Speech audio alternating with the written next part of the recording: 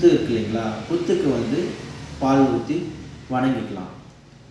அப்படி இல்லை, நாங்கள் என்ன பண்ணுறது, அப்படி எங்களுக்கு எதுவுமே இல்லைன்ற பட்சத்தில் சர்ப்பத்துக்கு உண்டான இது வந்து கடையில் விற்கும். அந்த நாகருடைய இதை வாங்கிட்டு வந்து வச்சு அதுக்கு அபிஷேகம் பண்ணி எங்கேயோ இடத்துல போகும்போது நீர்நிலைகள்லையோ இல்லைன்னா புத்துலையோ அதை போட்டு வழிபாடு பண்ணலாம். அது இல்லாமல் இந்த நாகப்பஞ்சமி கருட பஞ்சமி வந்து திருப்பி ஒரு வருடத்துக்கு அப்புறம் தான் வரும். இதை வந்து மிஸ் பண்ணாமல் நம்ம பயன்படுத்திக்கணும். இந்த நாகப்பஞ்சமி கருட பஞ்சமியில் குழந்தை இல்லாதவங்களுக்கு குழந்தை பாக்கியம் கிடைக்கும், தொழில் அமையாமல் இருக்கிறவங்களுக்கு தொழில் பாக்கியம் கிடைக்கும், திருமண தடைகள் நிவர்த்தியாகி திருமணம் நடைபெறும். இது மாதிரி சகல விஷயங்களும் அன்னைக்கு நாள் கொடுக்கக்கூடிய நாளாக அமைய இருக்கிறது.